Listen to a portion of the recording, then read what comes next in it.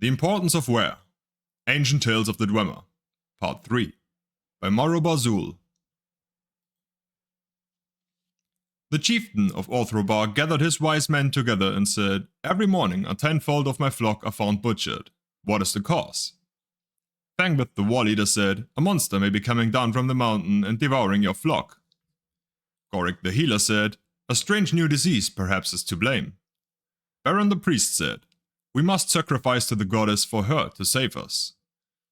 The wise men made sacrifices, and while they waited for their answers from the goddess, Fangbeth went to mentor Yoltarek and said, "You taught me well how to forge the cudgel of Solia, and how to wield it in combat. But I must know now when it is wise to use my skill. Do I wait for the goddess to reply, or the medicine to work, or do I hunt the monster which I know is in the mountain?" "When is not important," said Yoltarek. "Where is all that is important." So Fangbeth took his soulic cudgel in hand and walked far through the darkest forest until he came to the base of the great mountain. There he met two monsters. One, bloodied with the flesh of the chieftain of Orthobar's flock, fought him, while its mate fled. Fangbeth remembered what his master had taught him, that where was all that was important. He struck the monster on each of its 5 vital points: head, groin, throat, back, and chest. 5 blows to the 5 points and the monster was slain.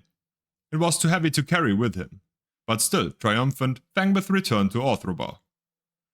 "I say I have slain the monster that ate your flock," he cried. "What proof have you that you have slain any monster?" asked the chieftain. "I say I have saved the flock with my medicine," said Gorik the healer. "I say the goddess has saved the flock by my sacrifices," said Baron the priest. 2 mornings went by and the flocks were safe, but on the morning of the 3rd day another tenfold of the chieftain's flock was found butchered. Gorik the healer went to his study to find a new medicine.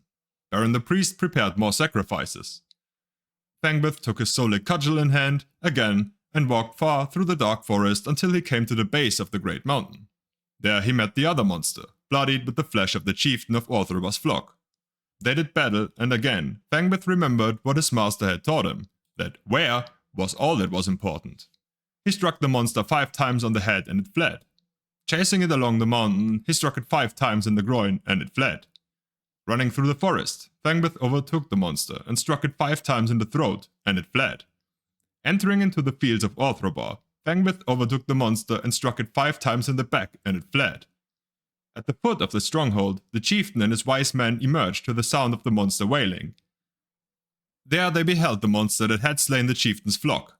Fangbeth struck the monster 5 times in the chest and it was slain. A great feast was held in Fangbeth's honor, and the flock of Orthobar was never again slain. Yoltarek embraced his student and said, "You have at least learned the importance of where you strike your blows." Publisher's note: this tale is another which has an obvious origin among the Ashlander tribes of Vvardenfell and is one of their oldest tales. Bazul merely changed the names of the character to sound more dwarven, and resold it as part of his collection. The great mountain in the tale is clearly Red Mountain, despite its description of being forested. The starfall and later eruptions destroyed the vegetation on Red Mountain, giving it the wasted appearance it has today. This tale does have some scholarly interest, as it suggests a primitive Ashlander culture, but it talks of living in strongholds, much like the ruined strongholds on Vvardenfell today. There are even references to a stronghold of Orthrobar, somewhere between Vvardenfell and Skyrim, but few strongholds outside of sparsely settled Vvardenfell have survived to the present. Scholars do not agree on who built these strongholds or when, but I believe it is clear from this story and other evidence that the Ashlander tribes used these strongholds in the ancient past instead of making camps of wigwam huts as they do today. The play on words that forms the lesson of the fable, that it is important to know where the monster should be slain at the stronghold as it is to know where the monster must be struck on its body to be slain, is typical of many Ashlander tales.